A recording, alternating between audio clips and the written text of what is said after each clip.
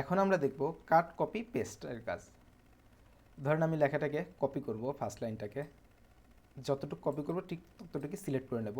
Select করে নেওয়ার পরে দেখতে পাচ্ছেন বাম দিকে লেখা আছে যে কপি। আমরা এখানে কপি ক্লিক করলেই লেখাটা কপি হয়ে গেল। এবং লেখাটাকে পেস্ট করব কিভাবে? যেখানে পেস্ট করব আমরা সেখানে কার্সারটা নিয়ে যাব, দেন এই যে এখানে একটা পেস্ট অপশন আছে, পেস্টে এখানে ক্লিক করলেই পেস্ট হয়ে যাবে, অথবা রাইট বাটন, মাউসের রাইট বাটন ক্লিক করলেই দেখতে পাচ্ছেন এখানে পেস্ট অপশন চলে এসেছে। এখান থেকে আপনারা পেস্ট করে দিতে পারবেন। এখন আমরা দেখব শর্টকাটে কিভাবে কপি এবং পেস্ট করে।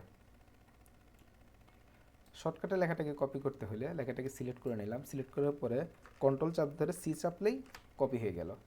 এখন এটা পেস্ট করব, ওখানে যেখানে পেস্ট করবো সেখানে কার্সারটা নিলাম, নেওয়ার পরে কন্ট্রোল ভি চাপলেই আপনার পেস্ট হয়ে গেল।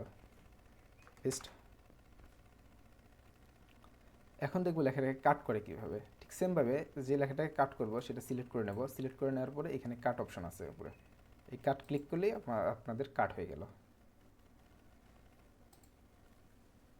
কাট ক্লিক করলে কাট হয়ে গেল। আমরা পেস্ট করবো ঠিক সেমভাবে, কাট লেখাটা কন্ট্রোল ভি চাপলেই পেস্ট হয়ে যাবে। আচ্ছা, আমরা আগের অবস্থানে ফিরে যাই। এখন শর্টকাটে কীভাবে কাট করে সিলেক্ট করে নিলাম, সিলেক্ট করার পরে কন্ট্রোল এক্স চাপলেই কাট হয়ে যাবে। কন্ট্রোল এক্স চাপলাম, কাট হয়ে গেল। এবং পেস্ট সিক্স সেমভাবে এখানে পেস্ট অপশন আছে বাম দিকে, অথবা কন্ট্রোল ভি, আমরা এখানে কন্ট্রোল ভি চেপে পেস্ট করে দিলাম। আচ্ছা, আমাদের কপি এবং কাট হয়ে গেল।